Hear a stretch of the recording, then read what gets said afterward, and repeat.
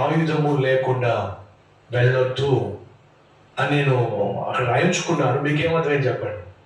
యుద్ధ భూమి అని అంటే చెప్పండి, పాపిష్టి ప్రపంచం. ప్రొద్దుట లేచి నువ్వు యుద్ధ భూమిలోకి వెళ్ళబోతున్నావు అంటే ప్రమాదకరమైన పాపిష్టి ప్రపంచంలోనికి నువ్వు వెళ్ళబోతున్నావు. ఆయుధము లేకుండా వెళ్ళొద్దు అంటే అర్థం ఏంటి? ప్రార్థన లేకుండా వెళ్ళొద్దు. నా గదిలోనే నేను బయటకు వెళ్తూ ఆ వాక్యం రాయించుకున్నాను పిలిపించి. ఎందుకంటే ఒకవేళ ప్రార్థన లేకుండా, ఒకవేళ నేను ఆయుధం లేకుండా బయటకు వెళ్తే గెలుస్తానంటారా ఓడిపోతానంటారా? గడి చెప్పండి. ఓడిపోతాం. ప్రార్థన లేకుండా ఒకవేళ నువ్వు యుద్ధంలోకి వెళ్తే ఓడిపోతాం. అదే కదండి ఆ రోజు ఫిలిష్తీయులు చేసింది.